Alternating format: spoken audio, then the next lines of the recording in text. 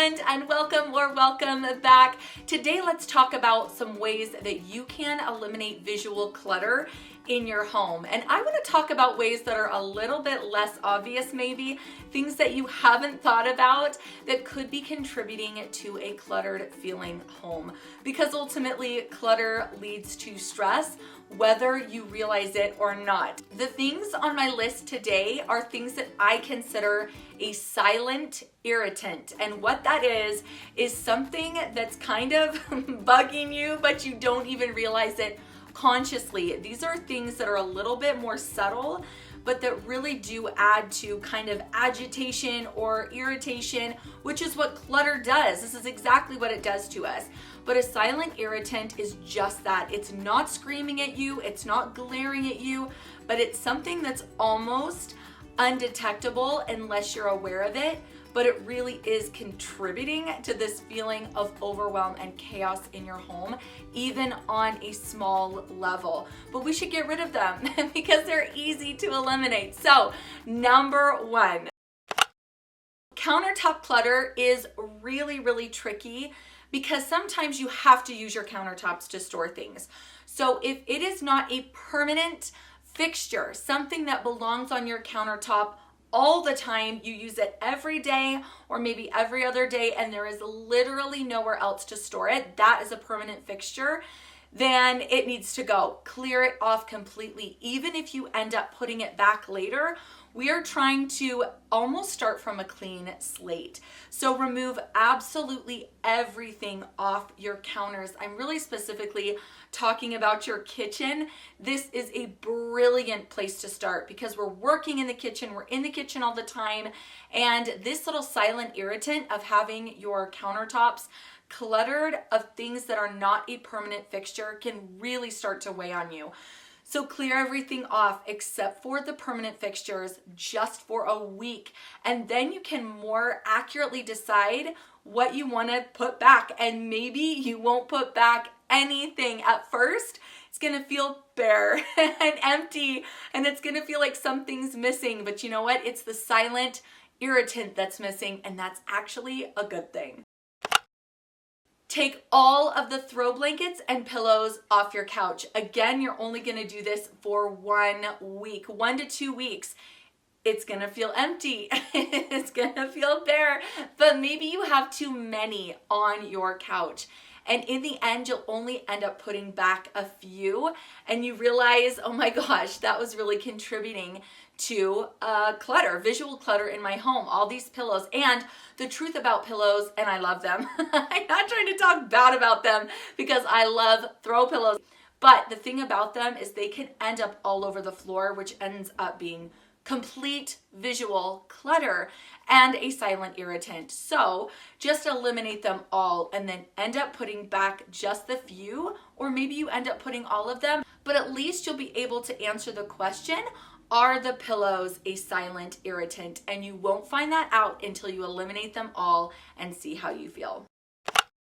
Have you ever been watching a TV show and noticed that the refrigerators in the background of these shows are completely covered in magnets, pictures, artwork, and those little ABC letters? I don't know what this is all about. I don't get it. But if you ever watch like Seinfeld or any show for that matter, notice it. It's crazy. This for me, when I'm watching a television show, is a silent irritant. It drives me absolutely crazy.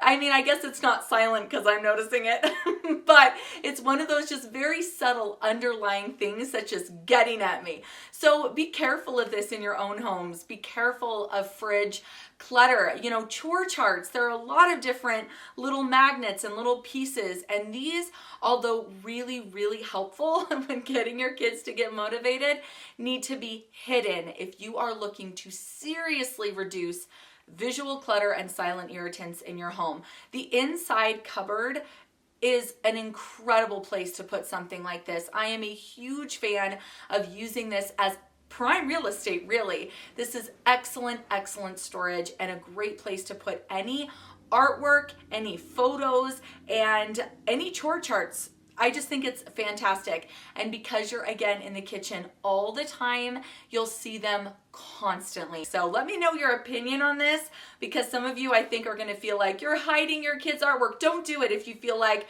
that is not going to work for you. Find a separate location, a little bit tucked away, maybe in a mudroom, where you can display all this beautiful work. But if that's not an option, maybe put them on the inside cupboards, show your kids where they are and how you love looking at it every time you open that door.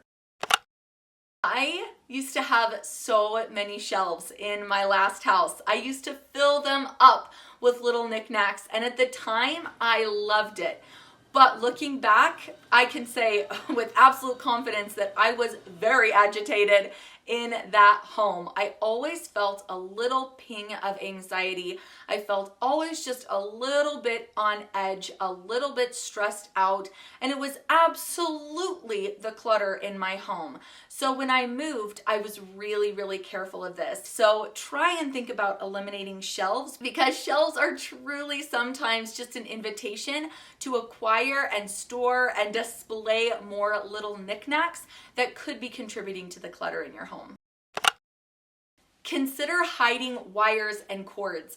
When we moved into this house, we spent a couple of hours, and let me tell you, it was worth it, drilling through the wall and hiding the cords inside. Now, if you're renting, if you have an apartment, if that is not an option, they actually sell little caps that you can put on your walls, that stick to your walls, that completely hide the cords.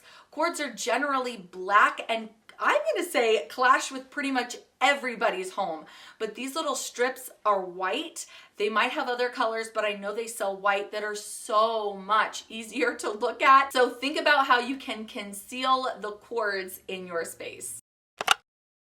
If you have live plants, try and keep them healthy. This is such a small thing, but if your plants are withered, if those leaves are falling down onto the ground, this is going to add a lot of clutter to your space. So keep your plants alive. And I wish I could suggest some really, really good, easy to care for plants, but I don't own any because I'm just not there yet. But if you have live plants, just keep them looking healthy and alive. And if you have a favorite easy to care for plant, please let us know what it is in the comments. So we talked about surface clutter, especially in the kitchen, clearing off the countertops. I also want to think beyond that in surfaces, as in walls, floors, tops of dressers, mirrors. Try and see all the surfaces in your home and look at them. See if there are smudges, if there is, grime, grease, food splatters. They're all over my house. And I don't want this to feel overwhelming. I don't want you to think, oh my gosh, I have to go through my house. I have to clear off the counters. I have to water my plants. I have to go wipe down all my surfaces. I have to get rid of every magnet off the fridge. This is so overwhelming. No, just think about these as little suggestions of things you might try here and there to eliminate visual clutter in your home. So the next time you walk by the wall and notice a big hand smear across it, just quickly go get a little hand towel and wipe it up. That's all I'm saying. This next one is getting really, really specific. But like if you have a crooked picture, fallen over blinds, the little castle in the fish tank has fallen over.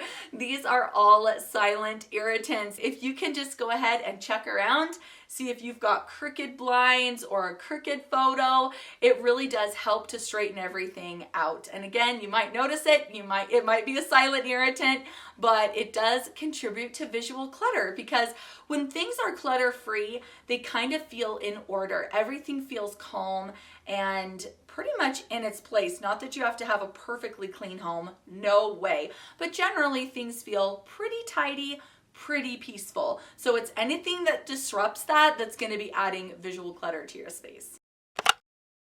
Under sofas and coffee tables, This one's a little bit more tricky because it's the kind of thing that you only see from a certain distance or a certain angle. You might not notice this unless you're standing in just the right spot in your home, and you might see there's a Cheerio or some wrappers or whatever, but this is a great thing to clean out because really, even though it is technically hidden, it can be visible from certain angles and can become a silent irritant or contribute to clutter in your space. Another great job for kids. Go clean out under the couch, under the bed, under the coffee table. Since hand towels are out on display, just be aware that if they are burned or stained or ripped, they might be contributing to a little bit of an agitated feeling or a little bit of visual clutter in your space. And it's so hard to keep these looking perfect all the time. So maybe a compromise is just to keep your very nicest ones for when company comes and use the others on a daily basis. If you can think of any other visual clutter or silent irritants that I didn't mention, please let us know what you think in the comments, and I will see you soon. Bye.